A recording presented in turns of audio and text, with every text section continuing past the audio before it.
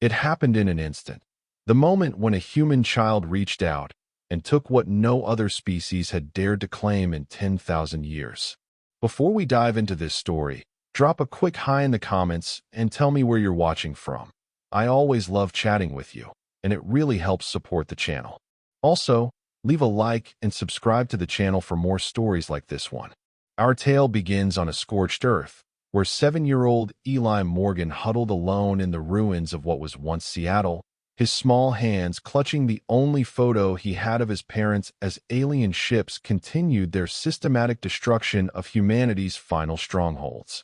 The Drakari invasion had been swift and devastating.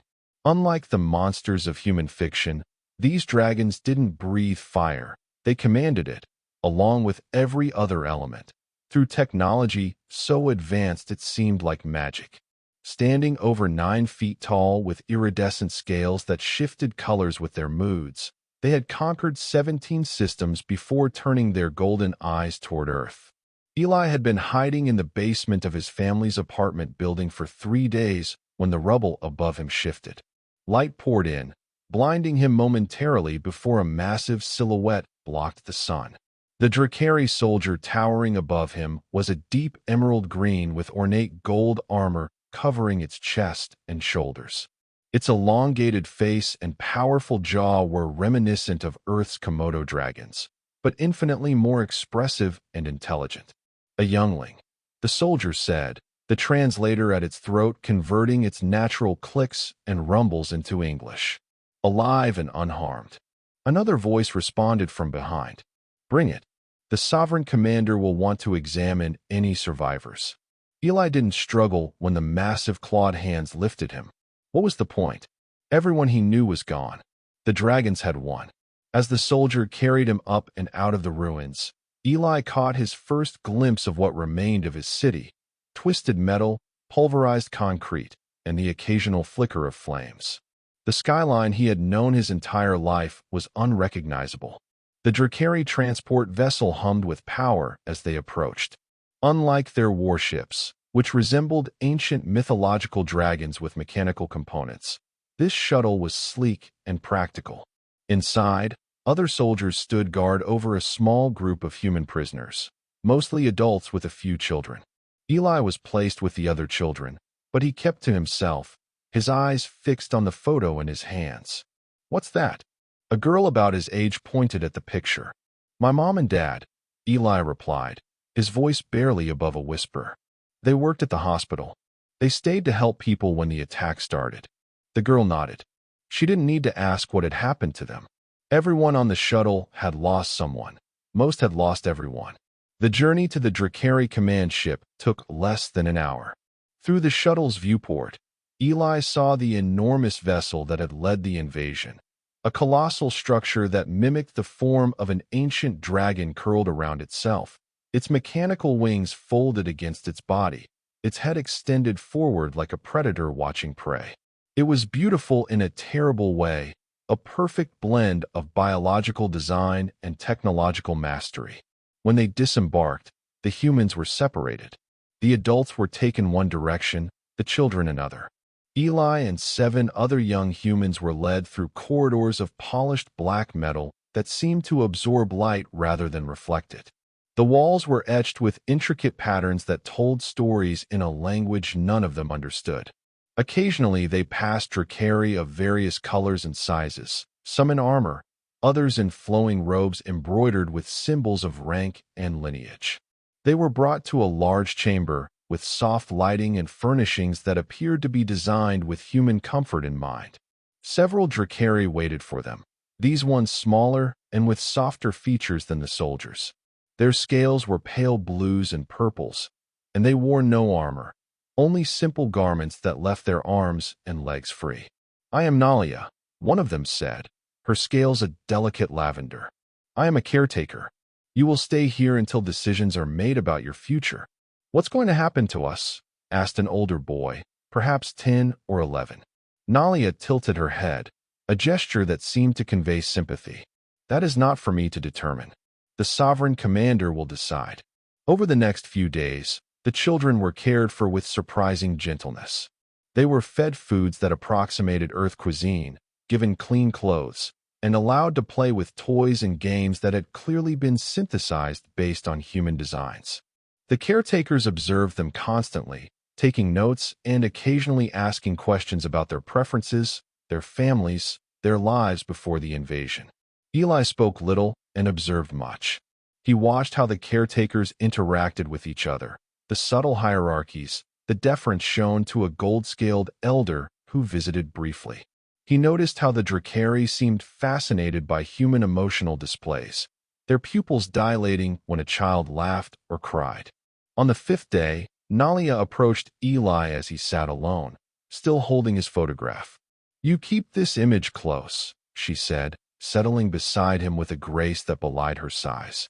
"These were your progenitors?" Eli nodded. "My parents." "You miss them?" It wasn't a question.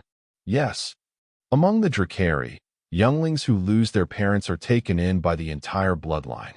No youngling is ever without family. She paused. "But humans organize differently." "I don't have any other family," Eli said. "Not anymore." Nalia made a soft trilling sound that her translator didn't convert. "The Sovereign Commander has taken an interest in you human younglings. Tomorrow, you will be brought before the court." "Why?" "To determine your worth." The words sent a chill through Eli, but he maintained a calm exterior. "And if we're not worthy?" Nalia's eyes shifted, the vertical pupils narrowing slightly. "All life has worth, young human. The question is what form that worth takes." The next morning, the children were dressed in simple but elegant clothing, tunics and pants made of a material that felt like silk but was stronger and didn't wrinkle. Each outfit was a different color. Eli's was a deep blue that reminded him of the ocean. "The color signifies that you are without bloodline," Nalia explained as she helped adjust his collar. "It is not a mark of shame among the Drakari, merely a statement of fact." The children were led through more corridors, these ones wider and more ornate. The walls here were inlaid with what looked like precious metals and gemstones, forming images of Drakari in various poses of triumph and power. They passed numerous guards in increasingly elaborate armor, suggesting they were approaching somewhere important. Finally, they reached a set of massive doors etched with the image of a Drakari unlike any Eli had seen. This one had wings, actual wings, not the mechanical ones on their ships, and a crown of horns or spines that formed a natural diadem. "The first sovereign," Nalia said, noticing Eli's gaze, "from whom all current bloodlines descend." The doors opened inward silently despite their obvious weight. Beyond them lay the court of the Sovereign Commander. The chamber was vast, with a domed ceiling that displayed what appeared to be a real-time view of stars and planets. A map of the Drakari Empire, Eli realized. The floor was a polished stone that resembled marble, but with veins of luminescent material that provided subtle lighting. Around the perimeter of the circular room stood Drakari of obvious importance. Their scales were vibrant, their postures proud, and their attire rich with symbols and decorations. At the center of the chamber was a raised dais, and upon it, a throne that seemed to be carved from a single massive crystal. It caught the light from above and broke it into countless colors that danced across the floor. And on the throne sat the Sovereign Commander. Even seated, it was clear the Sovereign Commander was enormous, larger than any Drakari they had yet encountered. Its scales were a deep crimson that darkened to nearly black along its spine and lightened to bright gold at its extremities. Unlike the elaborate decorations worn by the court, the Sovereign Commander wore only a simple harness of what looked like leather and metal, with a single emblem at its chest, a stylized dragon's head with 7 horns. Most striking, however, were the wings. They emerged from its back and were partially folded behind the throne. Real, functional wings with membranes that seemed almost translucent when caught in the right light. Beside the throne stood 7 Drakari of different colors, each wearing similar harnesses with the same emblem. They stood perfectly still, their eyes tracking the children as they were led to the center of the chamber. "Sovereign Commander," Nalia said, bowing deeply, "I present the human younglings as requested." The Sovereign Commander's eyes, a molten gold with vertical pupils, studied each child in turn. When they fell on Eli, he felt a strange sensation, as if something was gently probing at his mind. "I am Verzith, sovereign commander of the Drakari Dominion," it said, its voice deep and resonant even through the translator. "You stand in the heart chamber of the vessel Eternal Flame, flagship of the Dominion fleet." None of the children spoke. Some trembled visibly. "You are the final younglings recovered from the human world," Verzith continued. "The others have already been processed and assigned appropriate roles within the Dominion." "What happened to our parents?" the older boy who had spoken before asked. One of the 7 Drakari beside the throne shifted slightly, but Verzith raised a hand, and it stilled. "Those with useful skills serve the Dominion. Those without such skills have been relocated to labor colonies." The sovereign commander leaned forward slightly. "You younglings represent a unique opportunity. Humans are adaptable and learn quickly. You can be molded, shaped to serve the Dominion in ways your progenitors cannot." "You want to make us like you?" a girl asked, her voice small but steady. "No," Verzith replied. "You will never be Drakari. But you can be valuable.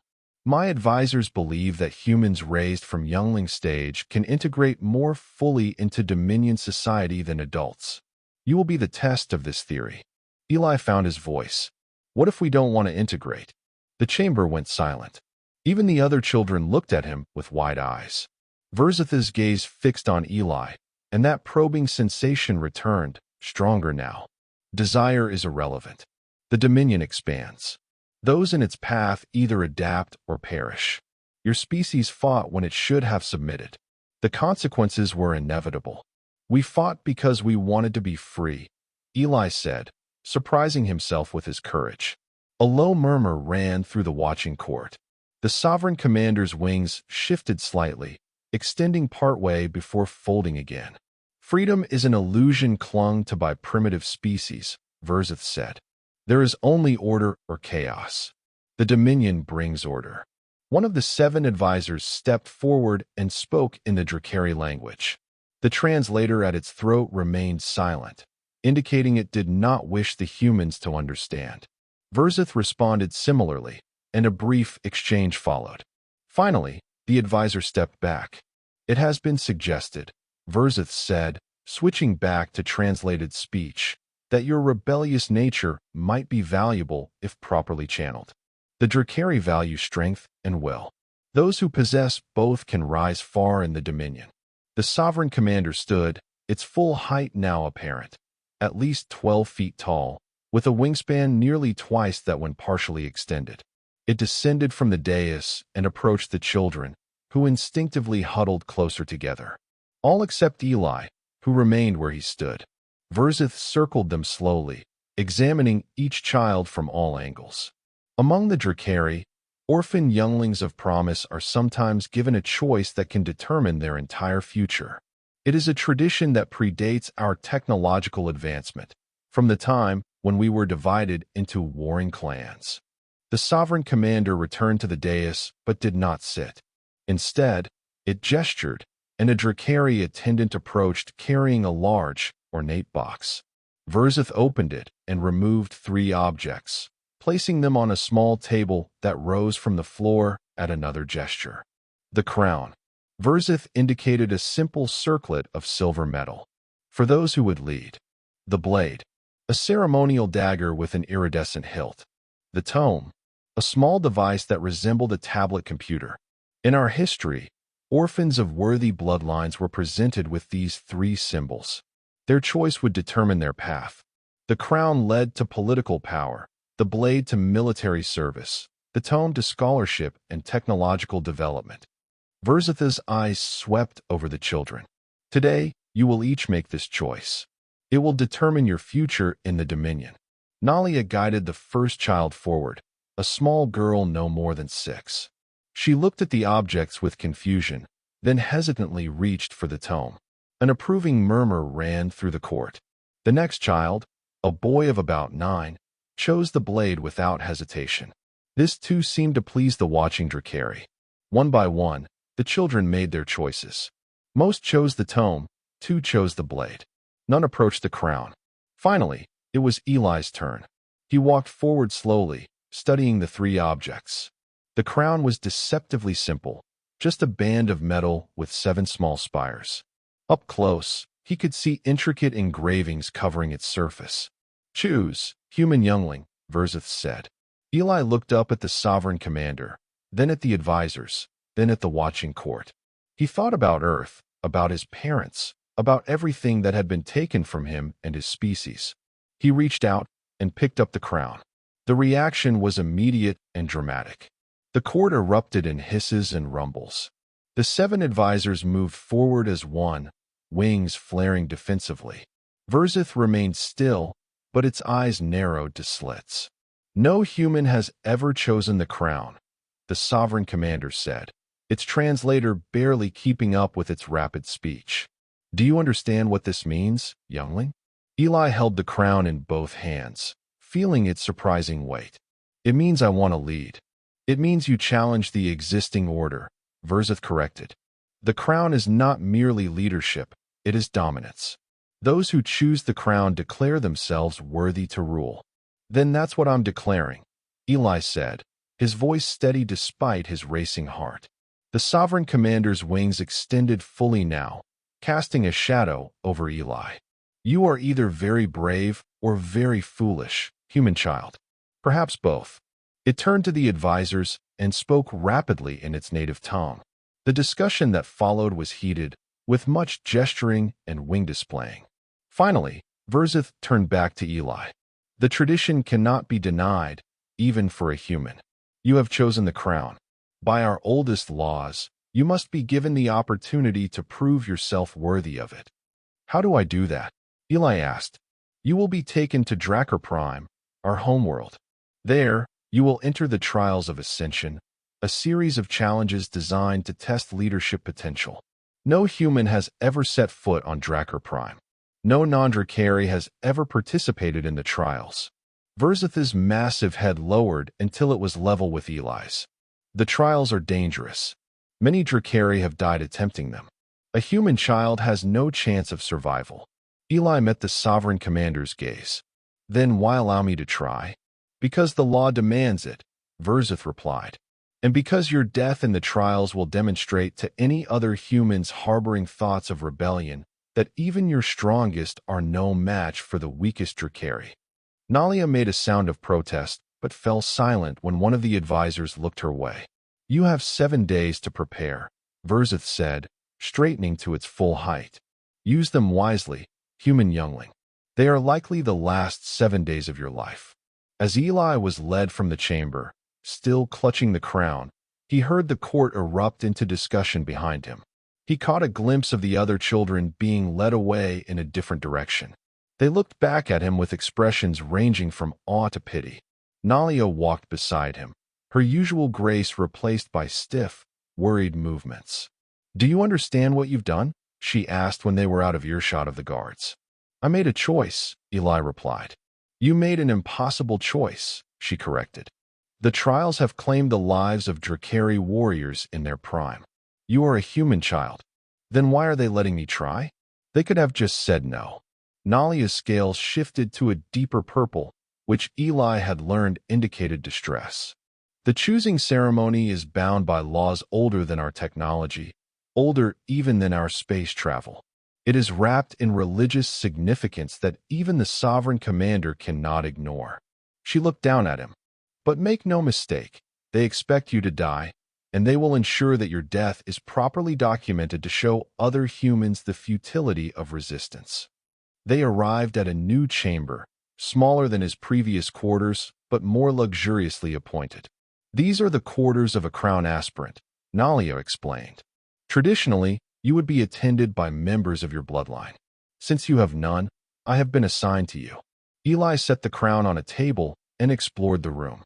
There was a sleeping area, a bathing facility with water that emerged from fixtures shaped like dragon mouths, and a study area with devices he didn't recognize. "What happens during these trials?" he asked. Nalia hesitated. "I am not permitted to give you specific information. The trials are different for each aspirant, designed to test their particular weaknesses." She moved to one of the devices in the study area and activated it. A holographic display appeared, showing what seemed to be historical records. However, there is nothing preventing you from researching Drakari history and traditions yourself. Eli approached the display, fascinated despite his circumstances. Will you teach me how to use this? That is why I am here, Nalia replied. To prepare you as best I can within the limitations set by tradition. And if I somehow pass these trials? What then? Nalia's scales shifted again, this time to a color Eli hadn't seen before, a shimmering silver blue. That is impossible. But if I did, then you would be acknowledged as having the right to lead. You would be assigned to a minor administrative position within the Dominion, under close supervision, of course. No human could ever rise to true authority, regardless of the ancient laws. Eli touched the holographic display, and it responded to his fingers, zooming in on what appeared to be an image of Drakari in ceremonial attire. Then I'll have to be the first. For the next 7 days, Eli immersed himself in Drakari culture, history, and language. Nalia proved to be an excellent teacher, patient, and knowledgeable. She showed him how to access the ship's information systems, taught him basic phrases in the Drakari language, and explained the complex social hierarchies that governed their society. He learned that the Drakari had nearly destroyed themselves in a civil war 5,000 years ago, before uniting under the first sovereign commander and beginning their expansion into space. He learned that they valued order above all else, believing that the natural state of the universe was chaos, and only through strict hierarchy and control could civilization flourish. Most importantly, he learned about the trials of ascension. While Nalia couldn't tell him what specific challenges he would face, the historical records contained accounts of previous trials. They typically involved 3 components: a test of physical prowess, a test of intellectual capability, and a test of leadership potential. The exact nature of these tests varied, but they were always designed to push candidates to their absolute limits. The physical test will be the most difficult for you, Nalia said on the evening of the 6th day. Humans are physically weaker than Drakari, with slower reflexes and less endurance. But we're more adaptable, Eli countered, and we can think creatively. Nalia made a sound that Eli had come to recognize as the Drakari equivalent of a sigh. Adaptability may help you in the intellectual and leadership tests, but physical capability cannot be overcome with cleverness alone. Eli sat cross-legged on the floor, the crown in his lap.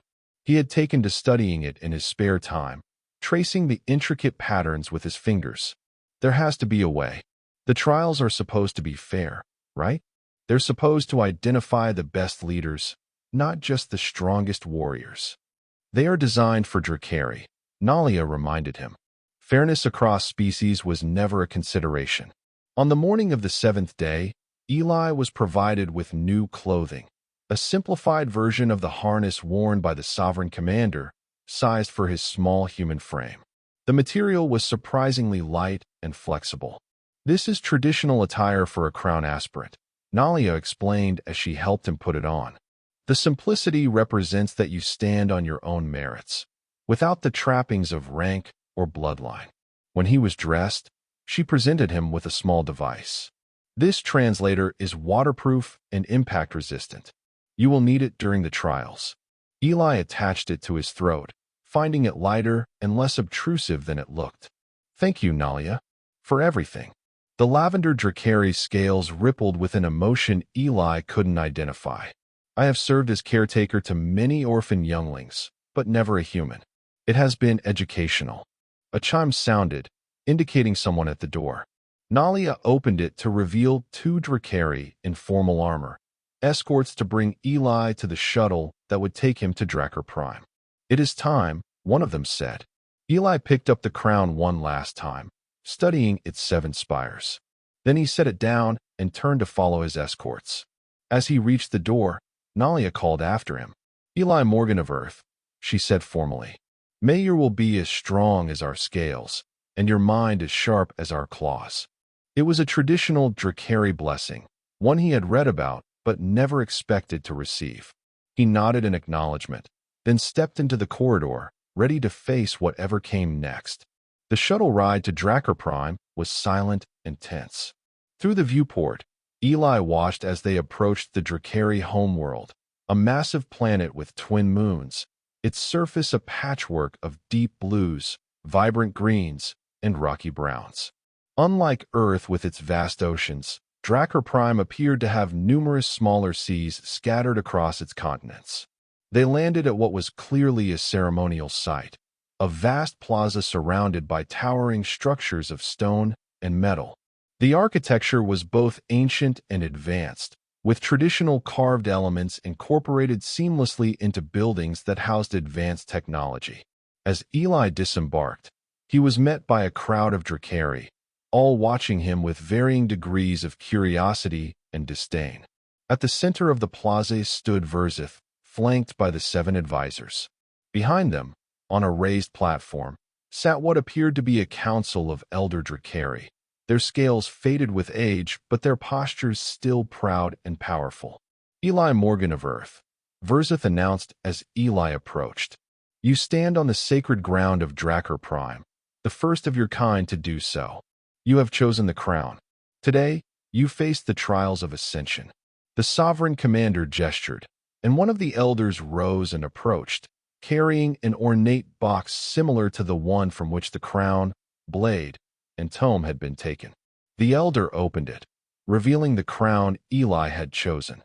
The trials begin now, Verzith declared.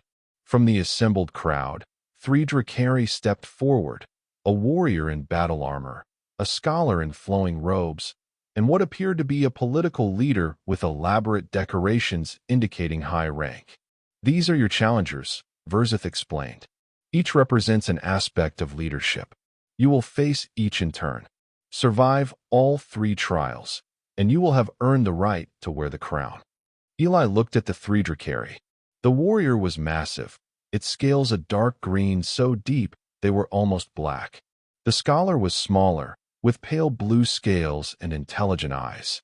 The leader was regal, gold-scaled with decorative elements attached to its natural horn crown. The trial of body comes first, Verzith announced. Step forward, Thrazik, War Master of the Southern Reaches. The warrior moved to the center of the plaza, which began to reconfigure itself, sections of the floor sliding away to reveal what looked like an arena below. Eli and Thrazik were lowered into this space on a platform that became their battlefield. The rules are simple, Verzith's voice boomed from above. Demonstrate physical capability worthy of leadership. You need not defeat your opponent, merely prove your worth. Thrazik drew no weapon but took a fighting stance, powerful muscles tensing beneath armored scales. The Drakkari was at least 4 times Eli's size, with natural weapons, claws, teeth, and a whip-like tail that made it a lethal opponent even unarmed. Eli assessed the arena. It was roughly circular, about 50 feet in diameter, with various terrain features, raised platforms, shallow pools of water, pillars that could provide cover. The walls were smooth and too high to climb. Begin, Verzith commanded. Thrazik moved with surprising speed for its size, crossing the arena in a few powerful strides. Eli darted aside, barely avoiding a sweeping tail that would have sent him flying into the wall. He scrambled behind one of the pillars, mind racing. Direct combat was suicide. The War Master outweighed him by hundreds of pounds and had the advantage of natural armor and weapons. But Verzith had said he didn't need to win, only prove his worth. Thrazik stalked around the pillar, moving with the patience of an experienced predator. You cannot hide forever, human youngling, it said, its translator converting its rumbling speech. Face me with courage, at least. Eli darted from his hiding place to another pillar, then to a raised platform. Thrazik followed, not at full speed, but steadily, like a hunter wearing down prey. Each time Eli moved, the Drakkari adjusted, cutting off potential escape routes, gradually cornering him against the arena wall. The watching crowd above murmured as the chase continued. Eli could hear disappointment in their tones. They had expected this, a human child running in fear from a Drakkari warrior. This was exactly the demonstration Verzeth wanted, proof of human inferiority. But Eli wasn't just running. He was observing. With each circuit of the arena, he noted how Thrazik moved, the way it favored its right side slightly, how its tail always telegraphed its changes in direction. He was building a mental map of his opponent's patterns. Finally, with his back to the wall and Thrazik approaching, Eli stood his ground. The crowd went silent. "You accept your defeat with dignity," Thrazik said, slowing its approach. "That is commendable." "I haven't been defeated yet," Eli replied. Then he charged directly at the massive Drakari. Thrazik's eyes widened in surprise at the unexpected move. It braced for impact, but at the last moment, Eli dropped and slid between its legs. As he passed beneath the Drakari, he grabbed onto a loose scale on its tail, something he had noticed during the chase. The scale came free in his hand, and Thrazik roared in pain and surprise. The sensitive underside of a Drakari's tail was one of the few vulnerable points Eli had learned about during his research. The moment of distraction was all Eli needed. He scrambled up one of the platforms and leaped onto Thrazik's back, clinging to the ridges along its spine. The Drakari spun and twisted, trying to dislodge him, but Eli held tight, making his way up to the warrior's shoulders. "What is this?" Thrazik demanded, reaching back to grab him. Eli anticipated the move and swung to the side, then used the momentum of Thrazik's own motion to propel himself forward, landing directly in front of the Drakari. Before the warrior could react, Eli held up the scale he had taken. "I claim this as proof of my capability," he declared loudly, using one of the formal Drakari phrases Nalia had taught him. The arena went completely silent. Taking a scale from a Drakari was traditionally a warrior's trophy, claimed in honorable combat.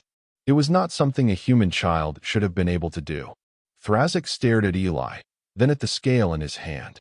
After a long moment, the Drakari warrior did something unexpected. It laughed, a rumbling sound that echoed through the arena. "The human youngling has spirit," Thrazik called up to Verzeth, "and cunning. It cannot match a Drakari in strength, but it used its mind to compensate." The warrior looked down at Eli. "You have earned my respect, small one." Above them, Verzeth's expression was unreadable, but the 7 advisors were clearly agitated, conferring among themselves in rapid speech. "The first trial is complete," the sovereign commander finally announced. "The aspirant has demonstrated unexpected physical capability. The trial of mind will now commence." The arena reconfigured itself once more as Thrazik stepped back.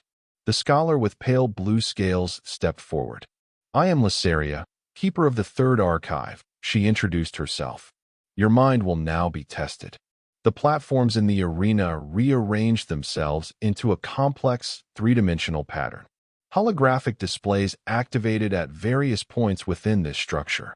"The test of mind is a puzzle of logic and foresight," Lysaria explained. "You must navigate from your starting position to the endpoint, activating each node in the correct sequence. Each activation changes the configuration of the entire system. Choose incorrectly, and you will find yourself unable to proceed or return." It was essentially a massive, physical logic puzzle, one that required spatial awareness and the ability to think several moves ahead. Eli studied the configuration, trying to understand the patterns. "You have one attempt," Lysaria added. "Begin when ready." Eli took a deep breath and stepped onto the first platform. As his foot touched it, the holographic node activated, and immediately several other platforms shifted position. The crowd above murmured as they watched him calculate his next move.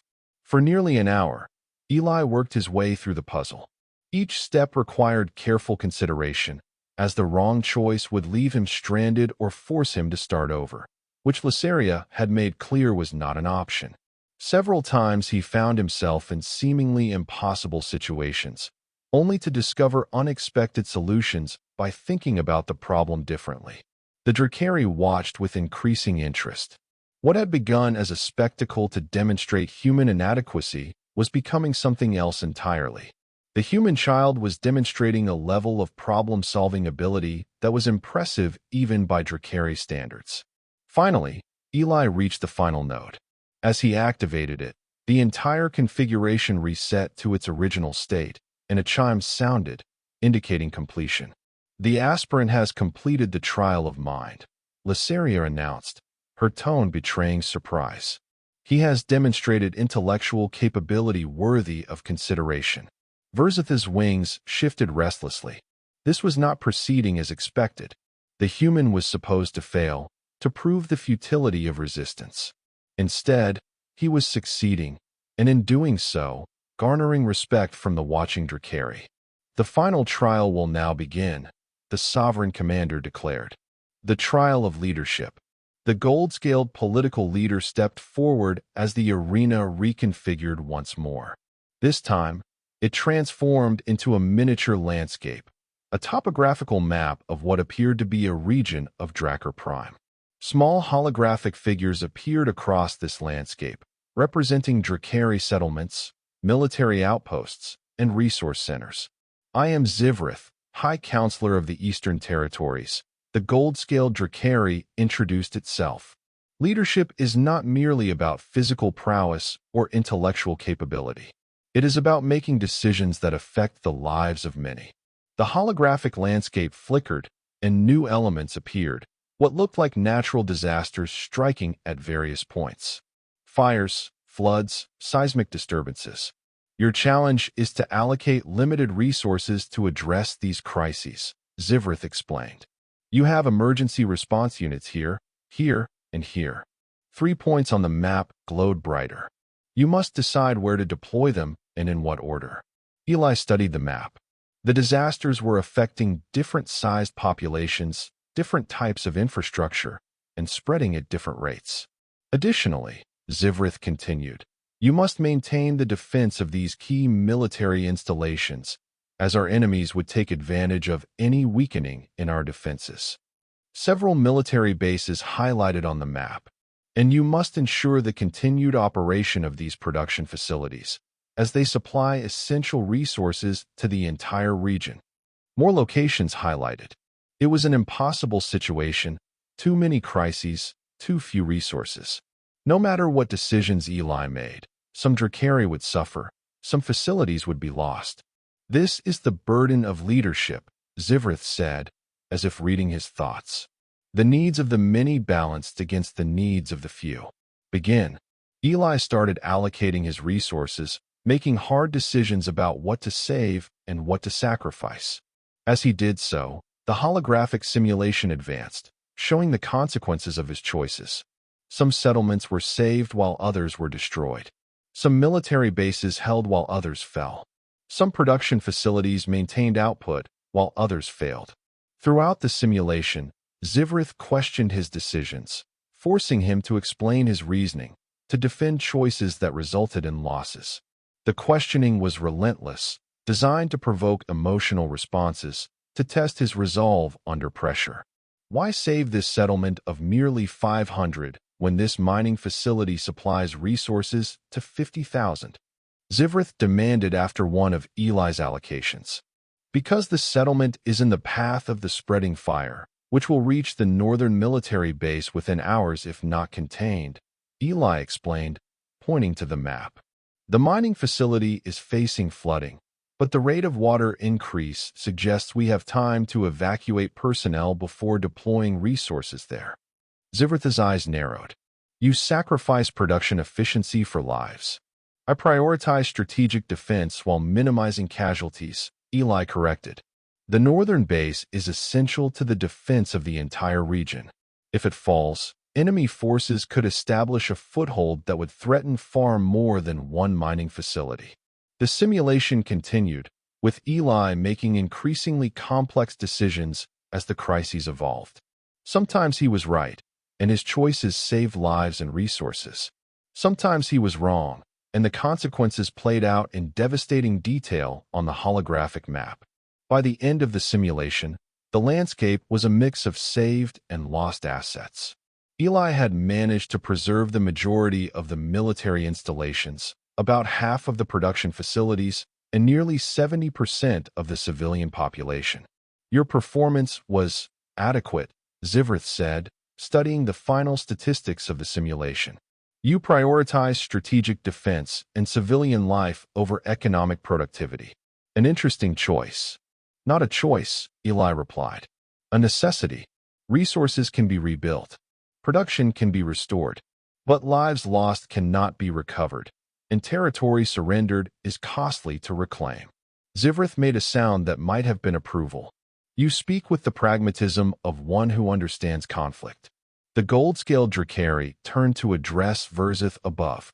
The aspirant has demonstrated a grasp of strategic thinking and resource allocation under pressure. His priorities are not aligned with Dominion standards, but his reasoning is sound. The arena floor rose, bringing Eli back to the level of the main plaza. The three challengers, Thrazik, Lysaria, and Zivrith, stood before Verzith and the 7 advisors. The trials are complete, the Sovereign Commander announced. The Council will now deliberate. Eli was escorted to a small chamber adjacent to the plaza, where Nalia waited. Her scales had shifted to an anxious purple, but they lightened slightly when she saw him. You are unharmed, she said, the relief evident in her voice. I think I passed, Eli told her, still slightly breathless from the intensity of the final trial. At least, I didn't fail completely. You should not have been able to succeed at all, Nalia replied. The trials are designed for Drakari, with Drakari physiology and psychology in mind. Maybe that's why I did okay, Eli suggested. They were expecting Drakari responses, but I approached things differently. Nalia's head tilted in what Eli had come to recognize as a thoughtful gesture. Perhaps. The unexpected can sometimes be an advantage. She moved to a small table where refreshments had been prepared. You should eat and drink. The deliberations may take time. As Eli replenished himself, he reflected on the trials. He had survived, which was more than anyone, including himself, had expected. But what would come next? Even if the Council acknowledged his right to wear the crown, what would that mean for a human child in the Drakari Dominion? After what felt like hours, but was probably less, the door opened. One of Verzitha's advisors, a Drakari with silver-gray scales, entered. The Council has reached its decision, it announced. You will return to the plaza. As Eli followed the advisor back to the ceremonial grounds, he noticed a change in the atmosphere. The crowd had grown larger, and there was an anticipatory tension that hadn't been present before. Clearly, news of a human child completing the trials had spread. Verzith stood at the center of the plaza, the 7 advisors arranged in a semicircle behind him. The Elder Council remained on their elevated platform, watching with ancient, unreadable eyes. Eli Morgan of Earth, the Sovereign Commander's voice boomed across the plaza. You have completed the trials of ascension. This is unprecedented for a non-Drakari. Eli stood straight, his chin raised, as Nalia had taught him was the proper posture for formal occasions. The Council has deliberated at length, Verzith continued. Your performance in the trial of body demonstrated resourcefulness rather than strength. Your performance in the trial of mind showed problem-solving capability comparable to our own young. Your performance in the trial of leadership revealed priorities that diverge from Dominion standards, yet followed internal logic. The Sovereign Commander's wings extended slightly, a gesture that could indicate either agitation or emphasis. By the strictest interpretation of our ancient laws, you have earned the right to wear the crown. A murmur ran through the crowd, surprise, disbelief, and in some cases, what sounded like outrage. However, Verzith raised its voice over the noise. The Council has determined that special consideration must be given to your unique status. You are not Drakari. You cannot be permitted the full privileges that normally accompany the completion of the trials. One of the elders rose from the Council platform and approached, carrying the crown. It stood beside Verzith, its ancient scales a pale, faded gold, its movements slow but deliberate. Young human, the elder spoke, its voice surprisingly strong despite its apparent age. I am Kalzer, first elder of the High Council. I was present when our people first reached beyond our world, when the Dominion was but a dream in the mind of the first sovereign. The elder held the crown, studying it, and then Eli with equal intensity. Our laws are ancient and binding. They do not account for the possibility of a non-Drakari completing the trials, for such a thing was never envisioned. Yet here you stand. Kalzer turned to Verzith. The Sovereign Commander believes we should create a special exception to acknowledge your completion of the trials while limiting your authority to a ceremonial role under strict supervision. The elder then looked back at Eli. I, however, believe differently. The laws that govern the trials are fundamental to our society. If we begin making exceptions, where does it end? The integrity of the Dominion rests upon the foundation of our most sacred traditions. A tense silence fell over the plaza. Even Verzith seemed surprised by the elder's words.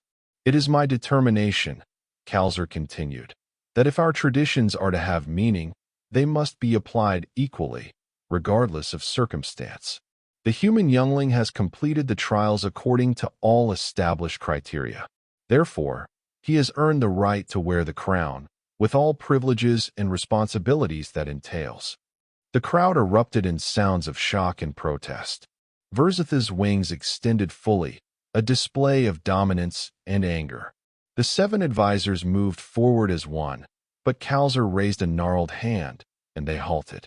I invoke the right of elder precedence, Kalzer declared. This matter transcends military authority and enters the realm of foundational law. Verzith's wings folded slowly, reluctantly. First Elder, with respect, this decision has implications beyond legal tradition. The human is a child of a conquered species. Granting him authority within the Dominion could be seen as weakness by our enemies and our own people.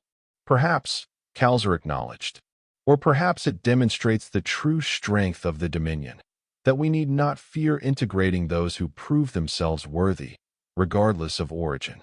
The elder turned to Eli. Kneel, young human. Eli knelt, his heart pounding.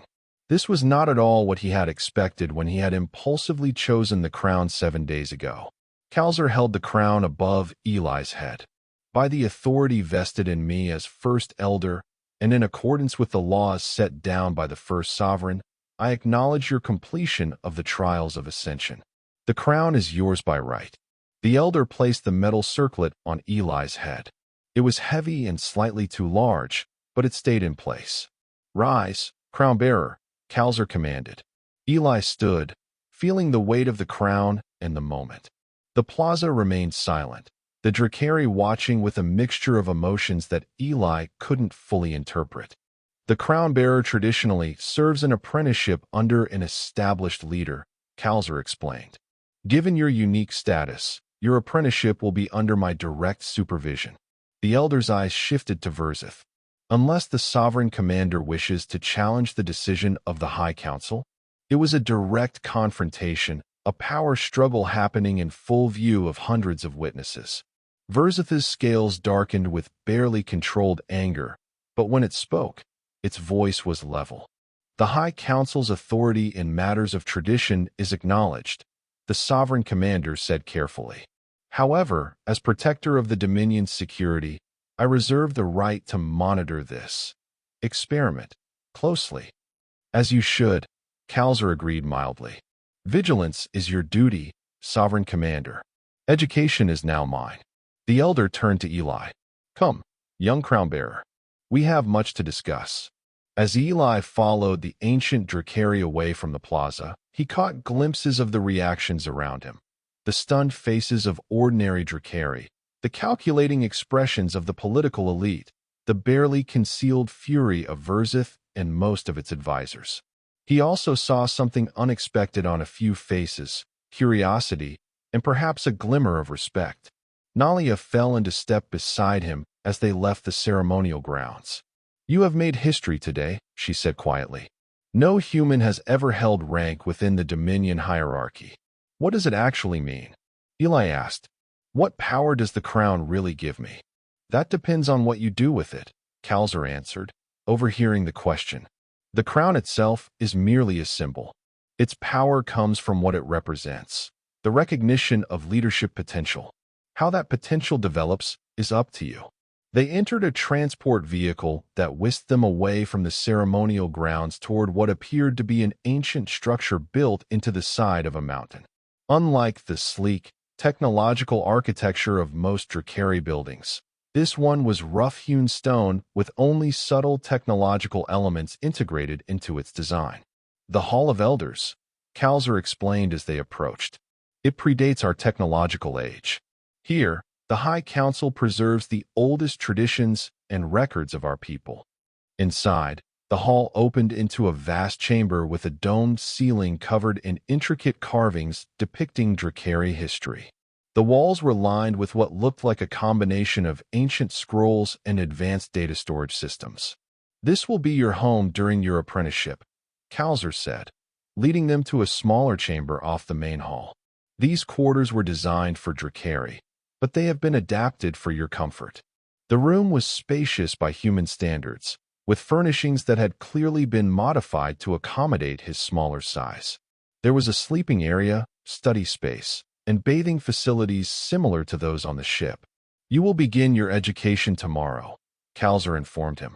Nalia will continue as your caretaker, but you will also have tutors in Dominion law, history, and governance. The elder fixed Eli with a penetrating gaze. I have taken a significant risk in supporting your right to wear the crown. Do not make me regret it. After Kalzer departed, Eli removed the crown and set it on a small stand near his sleeping area. It gleamed in the room's soft lighting, the 7 spires casting delicate shadows. Why did Kalzer support me? He asked Nalia. Everyone else wanted to make an exception to keep me powerless. Nalia's scales shifted thoughtfully. First Elder Kalzer is complicated. He has lived through 3 centuries of Dominion expansion. He has seen strategies come and go, leaders rise and fall.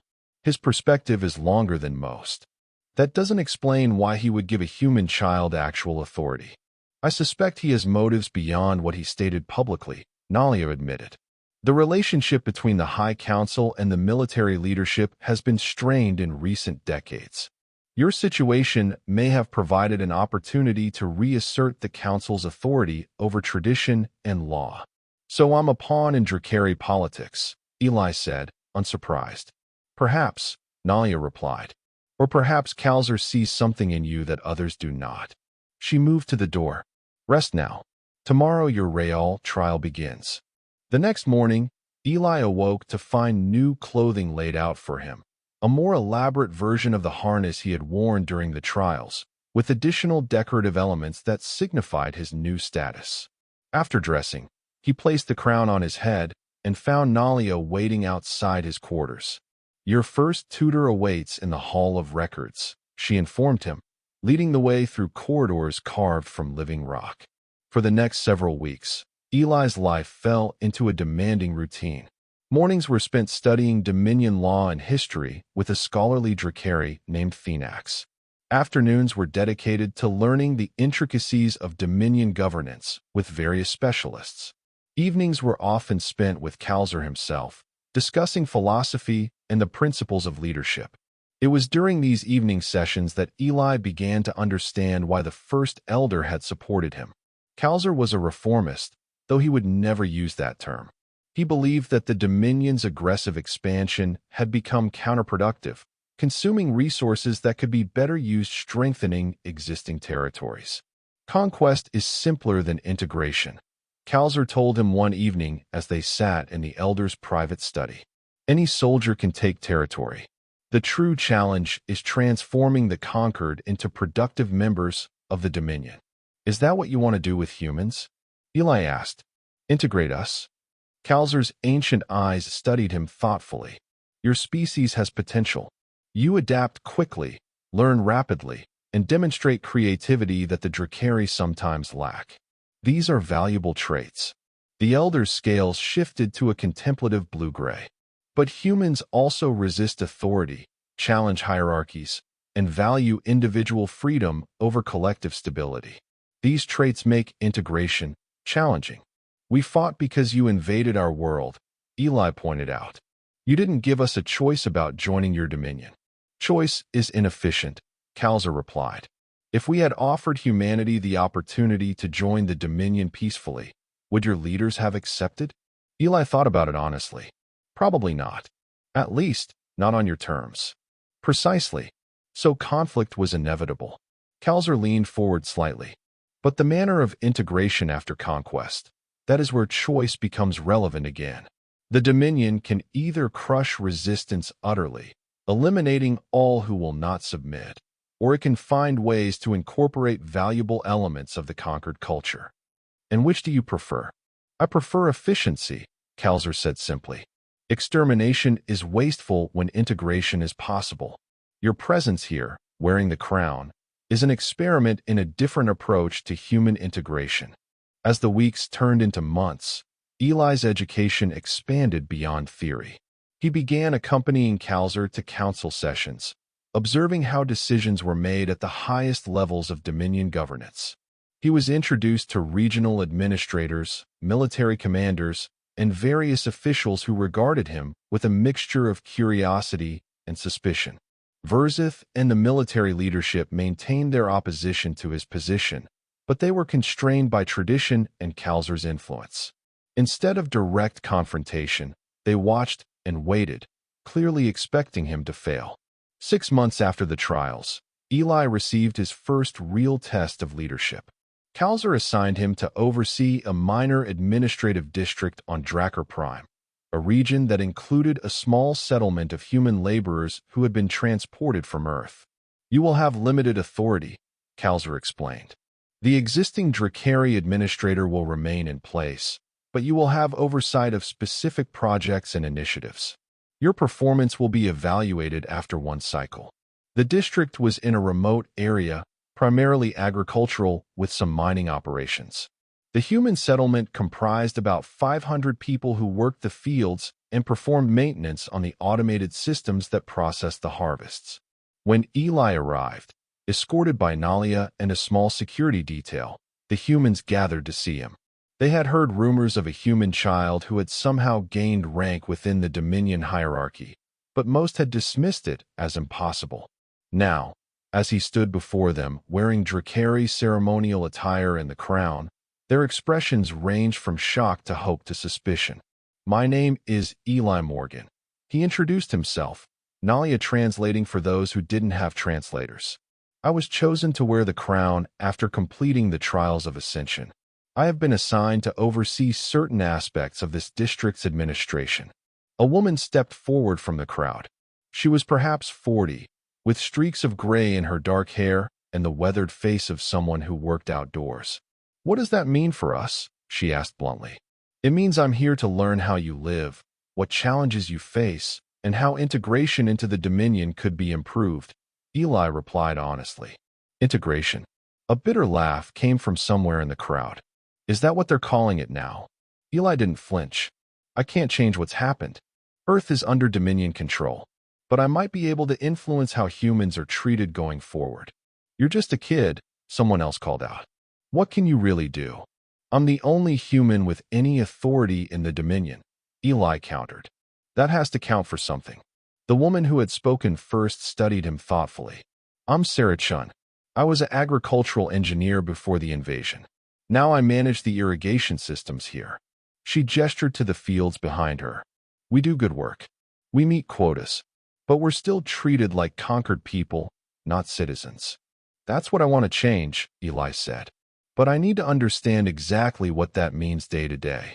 Over the next several weeks, Eli immersed himself in the operations of the district. He met with the Drakkari administrator, a competent but inflexible official named Drax, and reviewed all aspects of governance, from resource allocation to labor management to security protocols. What he found was a system designed for control rather than collaboration. The humans were given adequate living conditions and medical care, but they had almost no say in decisions that affected their daily lives. They were expected to work, obey, and remain within designated areas. This isn't integration, Eli told Nalia after a particularly frustrating meeting with Drax. It's just a more comfortable form of imprisonment. What did you expect? Nalia asked. The Dominion has never attempted true integration of a conquered species before. There is no model to follow. Then we'll have to create one, Eli decided. He began with small changes. He established regular meetings with human representatives to hear concerns and suggestions. He reviewed and adjusted work schedules to better accommodate human physical limitations. He implemented a system where humans could request specific roles based on their skills and experience rather than being assigned arbitrarily. Drax resisted initially, seeing the changes as unnecessary complications, but Eli had been careful to frame everything in terms of efficiency and productivity, values the Dominion understood and respected. Humans work more effectively when they have some agency in their tasks, he explained to the administrator. Their productivity increases when they can apply their specific skills rather than being treated as interchangeable labor units. By the end of the evaluation cycle, the results were clear. Productivity in the district had increased by nearly 15%. Incidents of human resistance or rule-breaking had decreased significantly.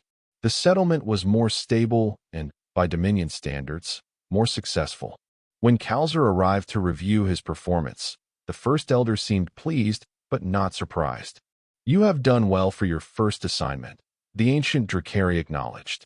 "You applied principles of governance while understanding the specific needs of your own species." "It's just common sense," Eli said. "People work better when they're treated with respect and given some control over their lives. Common sense is often uncommon in governance," Kalzer replied dryly. "The High Council has reviewed your results and has approved an expansion of your authority. The expansion meant more districts, more responsibility, and more visibility within the Dominion hierarchy. It also meant more opposition from Verzith and the military leadership, who saw Eli's growing influence as a threat to the established order. Over the next 2 years, Eli's role continued to evolve. As he grew from child to adolescent, his understanding of both Drakari and human nature deepened. He developed a network of allies within the Dominion administration, mostly reformists who saw the value in his approach to integration, while navigating the complex politics of a society that still viewed humans as inferiors. He faced numerous challenges and setbacks. Some Drakari refused to acknowledge his authority despite his official position. Some humans viewed him as a collaborator rather than an advocate. Verzith continued to undermine him at every opportunity, restricting resources to his districts and challenging his decisions before the High Council. But Eli persisted, guided by Kalzer's mentorship and his own growing confidence. The crown, which had once seemed too large for his human head, now fit comfortably, a symbol of how he had grown into his role. 3 years after the trials of Ascension, now a teenager of 10, Eli stood before the High Council to present his proposal for a new approach to human integration throughout the Dominion. Kalzer sat among the elders, watching with approval as his apprentice addressed the assembly. "The current model of human management is inefficient and unsustainable," Eli began, using the language of pragmatism that the Drakari respected. "Humans are treated as a resource to be exploited rather than an asset to be developed. This results in resistance, reduced productivity, and wasted potential." He presented data from his districts, showing improved outcomes across all metrics. He outlined a comprehensive plan for education, skill development, and gradually increased autonomy for human settlements throughout the Dominion. "Humans will never be Drakari," he acknowledged. "We are physically different, psychologically different, culturally different. But these differences can strengthen the Dominion rather than weaken it, if properly integrated." The debate that followed was intense. Some council members supported the proposal, seeing the practical benefits. Others opposed it on principle, arguing that giving humans greater autonomy would inevitably lead to increased resistance. Verzith, present as military representative, made the strongest case against the proposal. "The human speaks of integration, but what he proposes is the first step toward independence," the sovereign commander warned. "Give them education, they will want technology. Give them technology, they will want weapons. Give them weapons, they will want freedom. This is the inevitable progression. Eli met the sovereign commander's gaze steadily. Freedom and loyalty are not mutually and that was the end of the story. If you listened all the way to here, don't forget to leave feedback about what you thought of the story in the comments, whether positive or negative. Your feedback helps us improve. Also leave your like and subscribe to the channel for more stories like this one. And I'll leave here on the screen another video that I'm sure you'll like. Big hug, and see you in the next story.